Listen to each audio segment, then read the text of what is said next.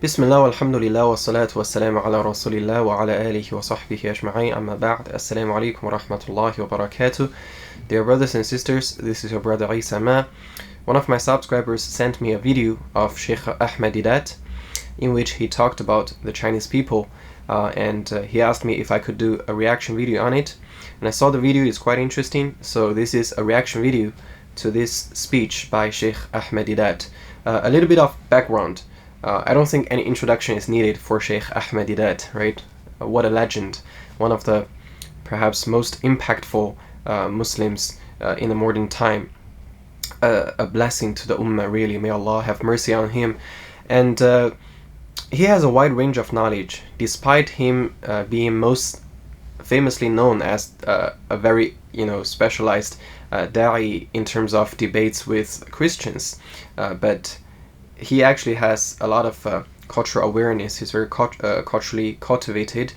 So in this video, a person from Sudan asked him a question about how to deal with the relationship with non-Muslims in a society where non-Muslims are majority. And he actually mentioned about, I think, a particular political entity in Sudan. So the question is generally about how do we deal with the relationship with non-Muslims, especially if they are majority. So this is the answer by Sheikh Ahmed Deedat. Let's take a look. Brother, I am a man of religion. I am a da'i, a propagator of Islam. I am not a politician. But that doesn't mean that I can't make suggestions to you all. About the rights and wrongs of this party and that party, I don't understand. I have to go and study in depth the different parties, what they're doing, what not, what is legitimate, what is not legitimate. That is not my role. But what I think he already made a very important point that we should really take heed of, which is oftentimes political entities, be it a person or a party or an organization, is very complex. It's made up of many different interests and agendas and different kinds of activities. Some are public, some are hidden. So we shouldn't make blanket indictment or judgment about any political entity without knowledge. What you see and what you hear about a political entity is oftentimes only a part of the truth, and oftentimes a small part of the truth, maybe less than 10%. 90% of the reality of a political entity is beyond your scope of knowledge. So Sheikh Ahmed Deedat said, I cannot pass judgment if it's good or bad, if it's legitimate or not legitimate, without knowledge. But unfortunately, this is the culture of our time, the cancel culture. Everyone is trying to be a keyboard warrior, right, on the moral high horse and judge this person and that organization and this party and that country. Oh, he is wrong, he is unjust, he is bad, this is evil. But a lot of these judgments are issued by people who don't have the full picture, who don't have the knowledge to really make those kind of judgments. So rather, we should be humble and we should learn to say, I don't know. When people ask you, what do you think about this party or this person or this organization? I don't know. I don't know the details of what they do.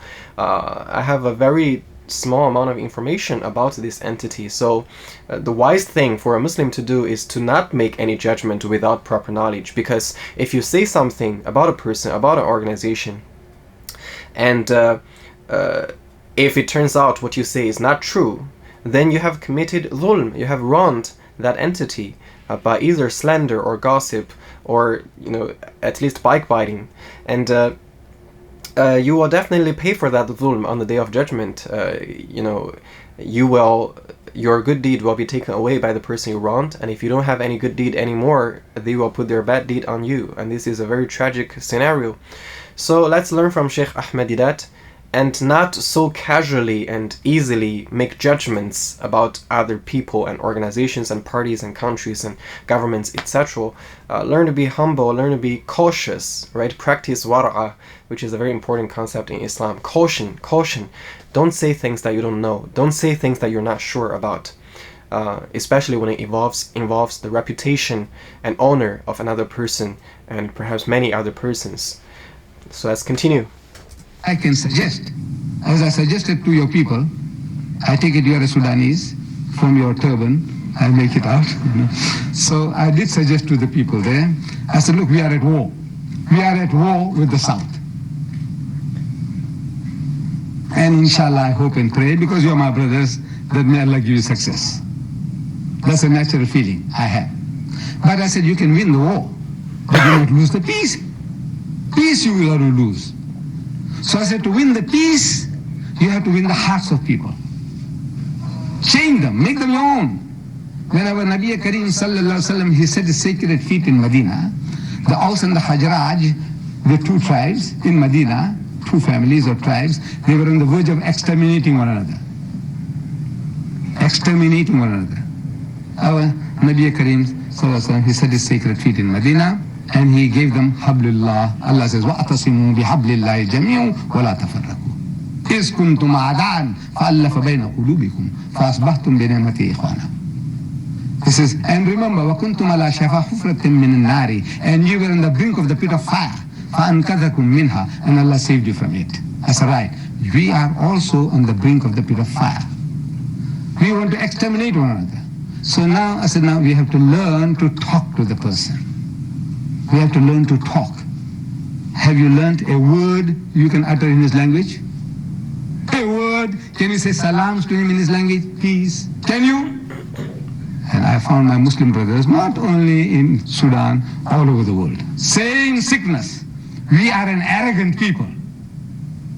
I have to tell you that. We will not learn the language of the native. You don't want to learn his language. You haven't done it, and you want to. The white man comes from 10,000 miles away, and he masters the native language, and he writes a book in his language, and he gives it to him. They have the Bible in 40 different Sudanese languages, Southern Sudan. 40 different languages. And 4, I said, for the Dinkas alone. 4 different dialects of the Dinkas. I didn't know this. I'm reading a book, Sudan, the Christian Design, by some Hassan Makki. So here he talked about the importance of knowing the local language if you want to propagate Islam.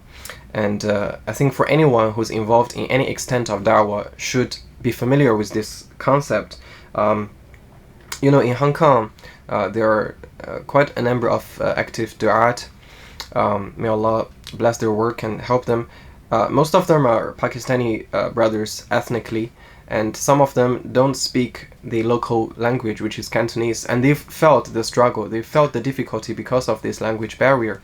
I think it's Nelson Mandela who said, if you speak a language that a person understands, then you are speaking to his mind. It's only an intellectual conversation.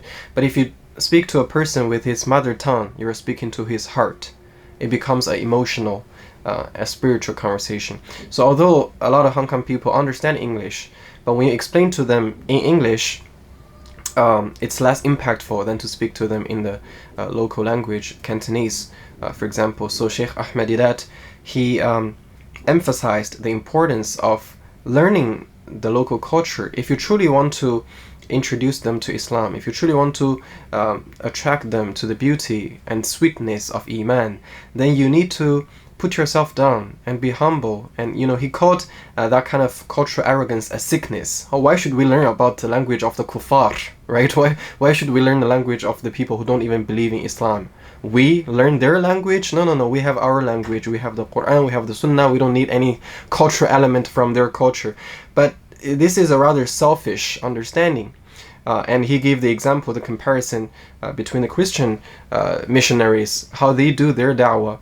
And subhanAllah, if you know anything about the evangelical work of the Christians, you know how diligent they are, how hardworking they are. He said, there are 40 different Sudanese languages that have been used in propagating Christianity by Christians. Have we put in that kind of effort? Are we trying that hard to let the message of Islam, which is the true message, to reach people? Or are we becoming actually barriers between people and the beauty of Islam because of our arrogance or because of our laziness? So yeah, we should really become humble and understand that we are in a position of service. When we do da'wah, we are serving people. We are not higher than them, we're not better than them. We should really have that service mentality. Of Khartoum. I'm asking there in the Sudan, anybody has got the book? I go to the Islamic bookshop, the book is not available. Anybody, nobody. You haven't read the book. The Buddhists, they are respectable people, respectful people. They respect human beings. The Buddhists, amazing. Now I'm asking, so look, these people are there with you. Have you learned to say good morning to him in his language? The Chinese, you want to say good morning to him in his language? The pig eaters, the wine bibbers.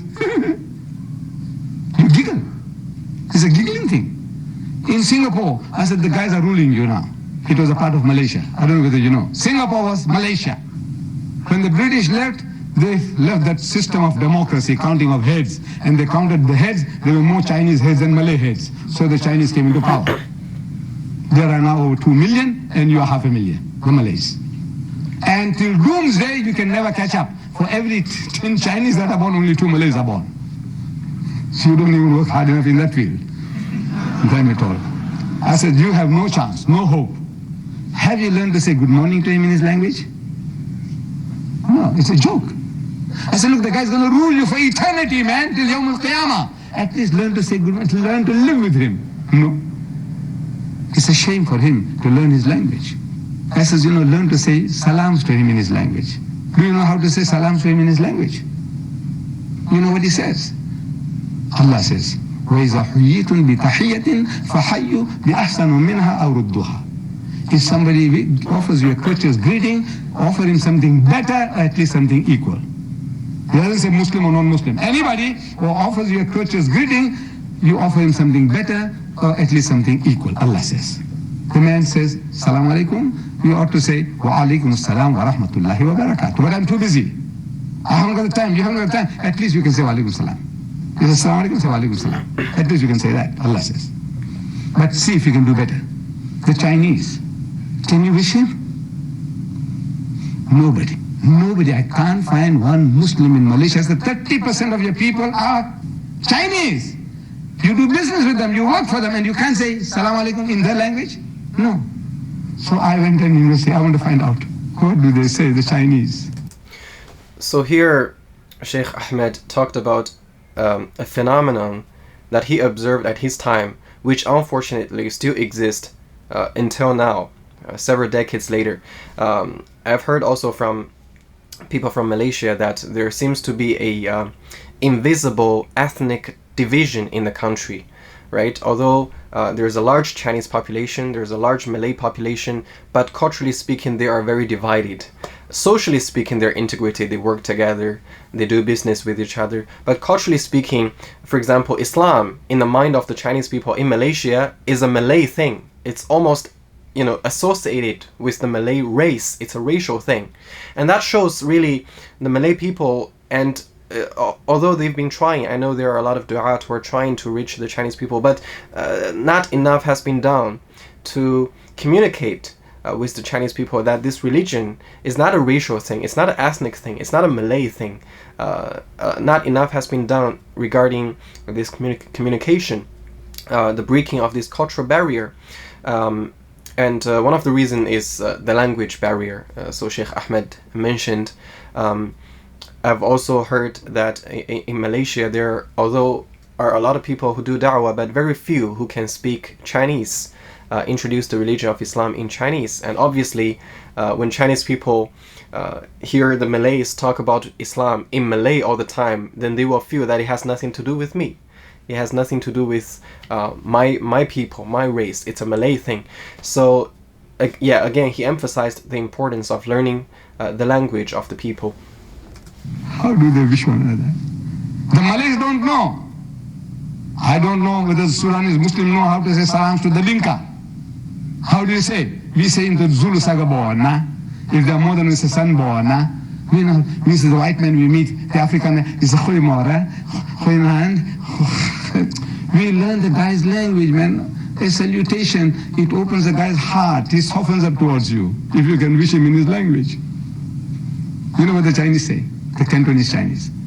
One of the Sahabas of our Nabi Karim Sallallahu Alaihi Wasallam, he went to China and he is buried there in Canton. Sahaba!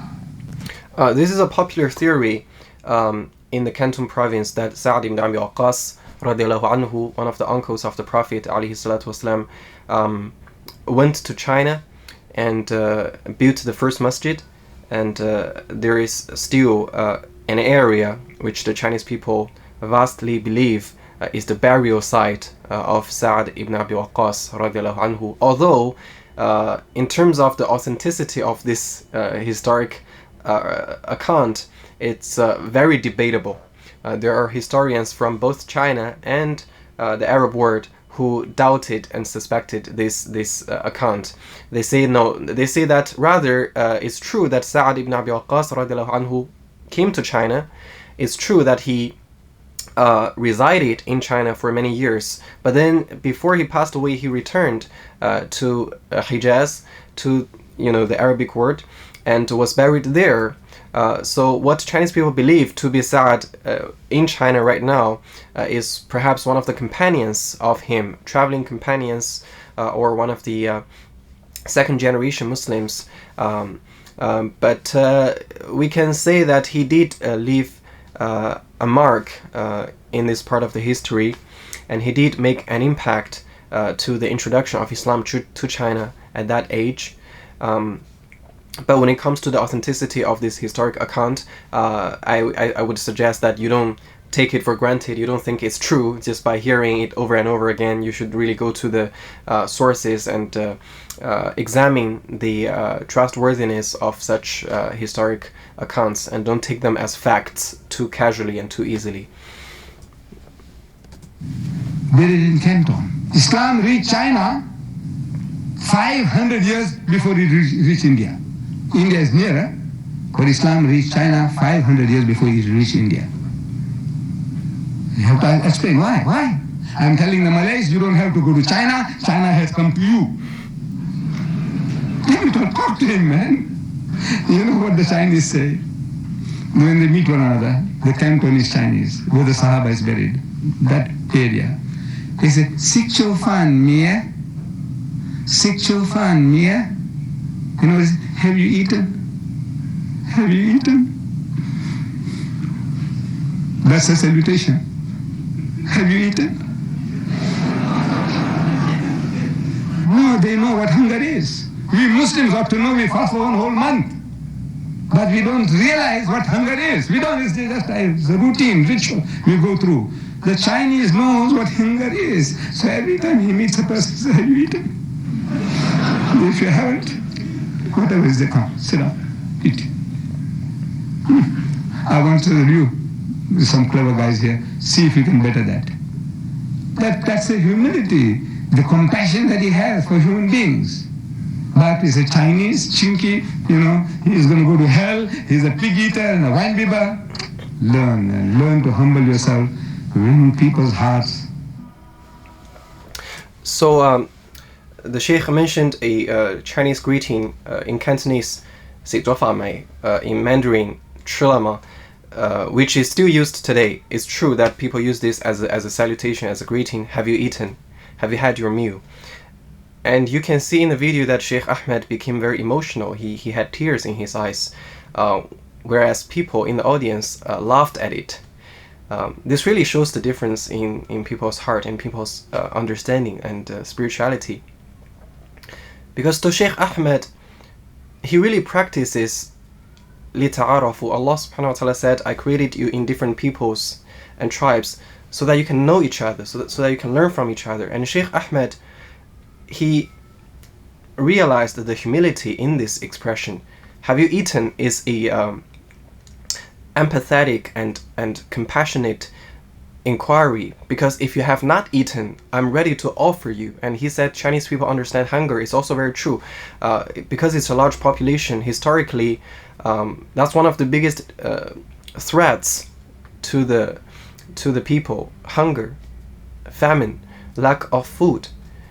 So in this expression, in this salutation, Sheikh Ahmed extracted that spirit of generosity, that spirit of care, and he can learn from it. But the people in the audience, or most of them, found it amusing, just because it's culturally different, just because it sounds funny. Have you eaten as a salutation? So this really shows the difference of the receiver of message. And that's why, there are people who are moved to tears by a khutbah, and there are other people who are falling asleep. Same idea. But here he concluded by a very powerful remark. Learn about the culture, understand how they think. Otherwise, how can you tell them about Islam? Because you can see Islam as something valuable because you have already internalized it as a part of your system, as a part of your way of understanding the world. But people from a different culture, from a different part of the world, have their own way, their worldview, their mentality. And you have to introduce Islam to them in a way that they can understand, that they can incorporate into their system, that they can appreciate. You have to make them feel that Islam is not going to take away what you hold valuable. Rather, it's going to promote and increase and improve what you hold valuable. Dr. Kasuli, another African scholar who once came to us in the university, he said, Islam didn't come to take away your Chineseness. It came to make you a better Chinese, to make you the optimized version of Chinese. Islam didn't come to erase all cultures from the earth. Islam came to perfect all cultures, to extract the best qualities of every culture, to make every culture cleanse itself of the evil and improve and intensify the good. So yeah, this video is the first time I've seen this video, thanks to the brother who mentioned it to me. But it's really powerful, and it shows us how important it is to have that humble attitude towards different cultures, towards other people, towards non-Muslims. You have to see them as brothers and sisters in humanity first, before you see them as non-Muslims. You have to see them as your brothers and sisters who have the same ancestor, Adam and Hawa alayhim as-salam, before you judge them for their non-Islamic behaviors. And that's the ending remark. We should cast aside some of our prejudices and really have that compassion for people. We really need to want good for people, no matter if they're Chinese or other races. We need to make that effort, humble ourselves, learn their language, learn their culture, understand how they think, and try to guide them to the straight path with a service mentality, with a service attitude. And this is something that Sheikh Ahmed Deedat was disappointed at his time, because the Muslims overall don't really have this mentality, and unfortunately I would say that still today it's still lacking. So let's work on that. Let's try to be people who are humble and who have the eyes of goodness, who can appreciate the beauty of other cultures, and who really care about people from other cultures, instead of just feeling blindly proud of our Muslim identity. We should think about the good in a different culture and a different people, and how we can use that good as a pathway to link people to Islam. So hopefully this video benefited you. Thank you for watching. May Allah reward Sheikh Ahmed Deedat for his wonderful work. May Allah subhanahu wa ta'ala give us the understanding of the spirit, true spirit of da'wah. May Allah subhanahu wa ta'ala assist us in our endeavors and make our actions pleasing to Him. May Allah subhanahu wa ta'ala save us in the hereafter and grant us Jannah. Allahumma ameen. Jazakumullahu khairan. Assalamu alaikum wa rahmatullahi wa barakatuh.